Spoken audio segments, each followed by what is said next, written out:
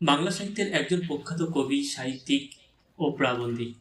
তিনি বাংলা কবিতার আধুনিক ধারার অন্যতম গুরুত্বপূর্ণ প্রতিস্থাপনকারী এবং বাংলা সাহিত্য জগতে এজন্য তিনি হয়ে আছেন অমর।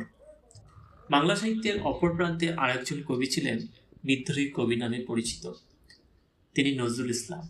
যখন তার মৃত্যুকে শোক প্রকাশ করেছিলেন, তেমনই এক মৃত সত্তার প্রকাশ করেছিলেন কবি শঙ্খ ঘোষ তার যমুনাবতী কাব্যে।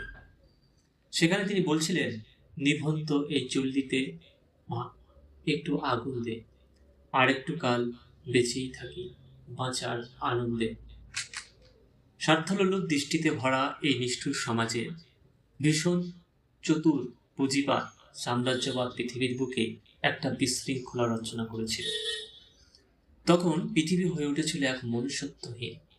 সেই মনুষ্যত্বহীন পৃথিবীর জন্য কবিরা একটা আর্জি, মানুষ হবার জন্য যখন যজ্ঞ হবে আমার হাড়ে, অস্তর গুরু আমায় করো ক্ষমা।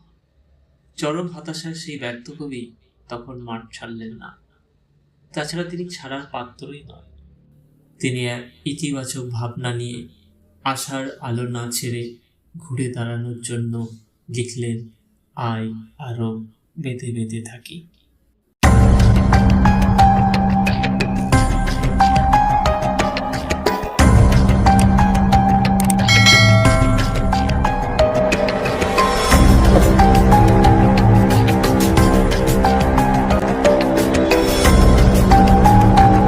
প্রিয় ছাত্রছাত্রীরা, চ্যানেলের আলোচনাগুলো ভালো লাগলে সাবস্ক্রাইব করবে, বন্ধুদের মাঝে শেয়ার করে দেবে যাতে তারা উপকৃত হয়।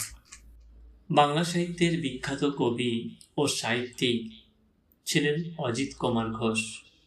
তিনি একদা এক সময় বাংলা সাহিত্যের অন্য একজন প্রখ্যাত কবি সাহিত্যিক শঙ্খ ঘোষ সম্পর্কে বলেছিলেন, শঙ্খ ঘোষের কবিতার ভাষা সর্বদা কাব্যিক, কিন্তু সেই সঙ্গে সরল এবং স্বচ্ছ।